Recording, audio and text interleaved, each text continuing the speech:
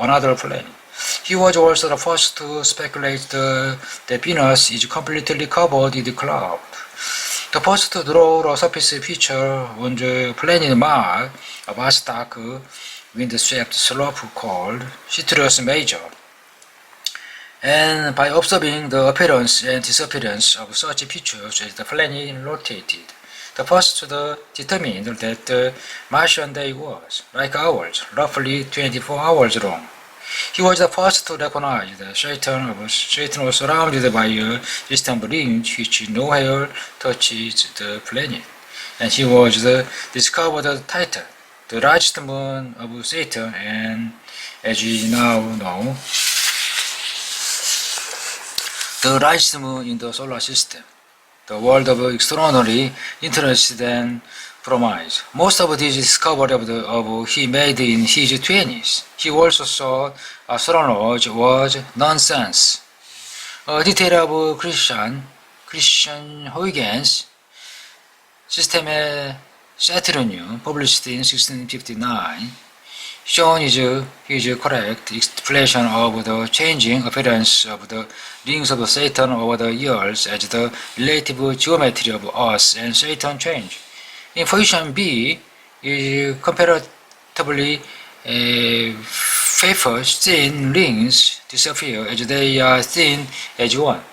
So in position A, B, A, H, K, Q, I, A, B, B, A. In position A, they display their maximum extent visible from the Earth. The configuration that caused Galileo, with a significantly inferior telescope, considerable consternation.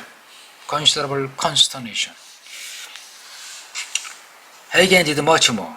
A key problem for marine navigation in this age was the determination of longitude. Latitude will easily be determined by the stars. Farther south you were, the more southern constellation you could see.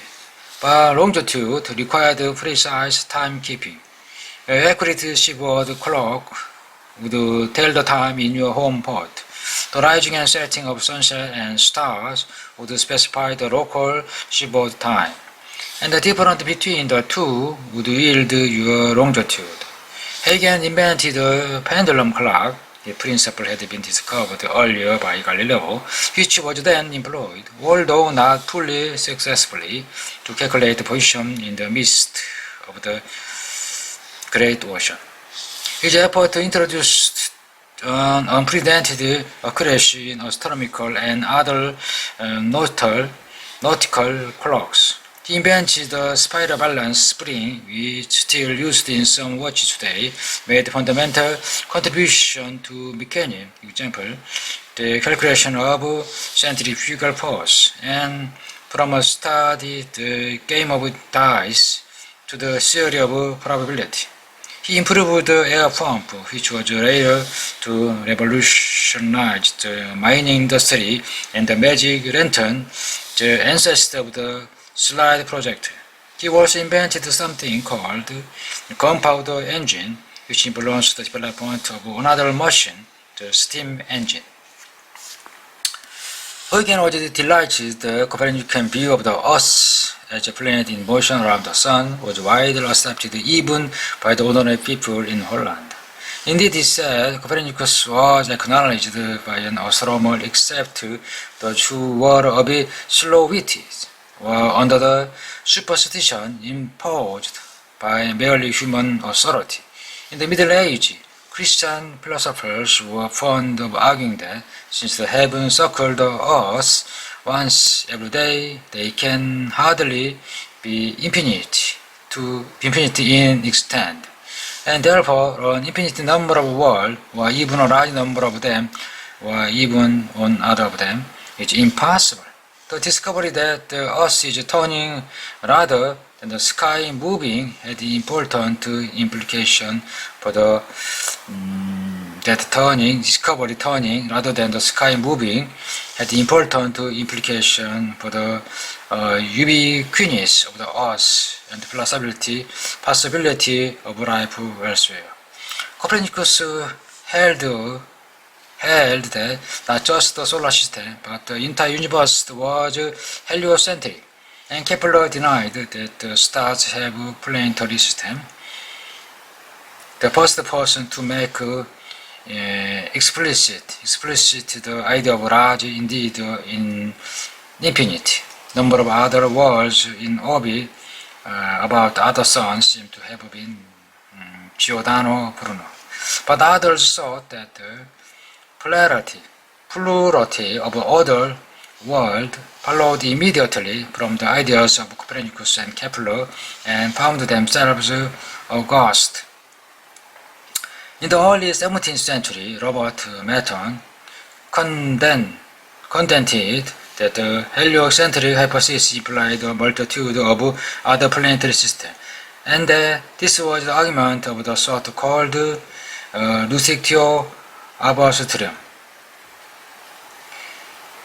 reductio ad absurdum, demonstrating the error of the initial assumption. He wrote in an argument which may once have seemed withering. If the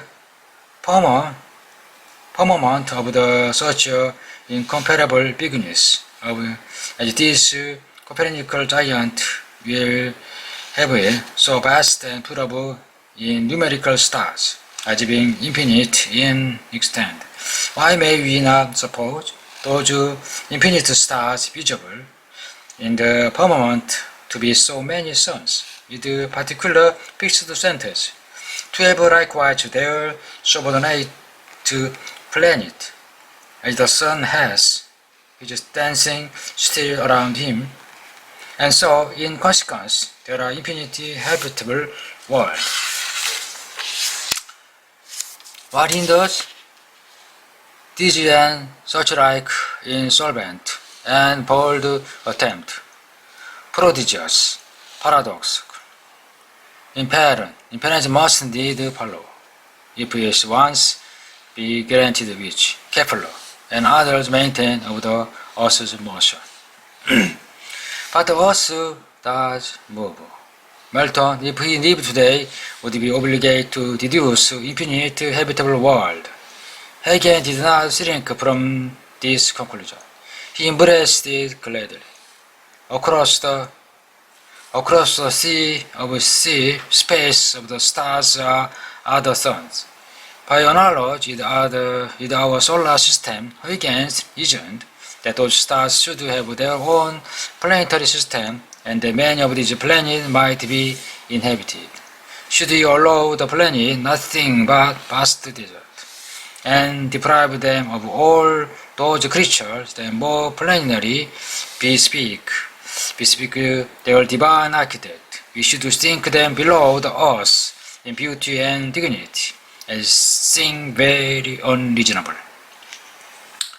These ideas were set forth in an extraordinary book bearing the triumphant title, The Celestial World Discovered, Conjecture concerning the inhabitants, planet, and production of the world in the planet.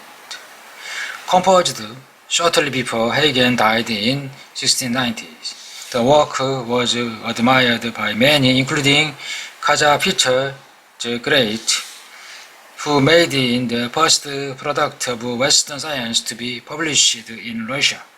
The book is in large part about nature or environment of the planet. Among the figures in the pioneer rendered first edition is one on each issue to scale the Sun and the giant planet Jupiter and Saturn. They are comparatively rather small. There is also etching of Saturn next to the Earth. Our planet is a tiny circle. By and large, Huygens imagined the environmental and inhabitants of other planets to be rather like those of 17th century Earth. He convinced of planetarians whose bodies and every part of them may be quite distinct and different from ours.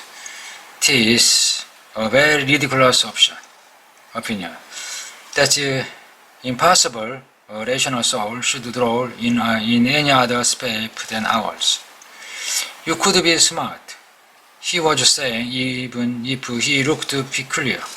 But he then went on to argue that they would not look very peculiar, that they must have hands and feet and walk upright, and they would have writing and geometry, and Jupiter had its 4 Galilean satellites to provide a navigational aid for the sailor in Jovian oceans.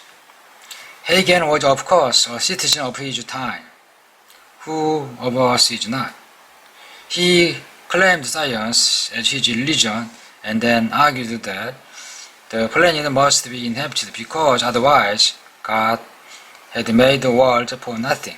Because he lived before Darwin, his speculation about extraterrestrial life is innocent of the evolutionary perspective. But he was able to develop observational grounds, something akin to the modern cosmic perspective. What a wonderful and amazing scheme have we here of the magnificent vastness of the universe. So many suns, so many earths, and every one of them stocked with so many herbs, trees, and animals, adorned with so many seas and mountains. And how must our wonder and admirable be increased when we consider the prodigious distance and multitude of the stars.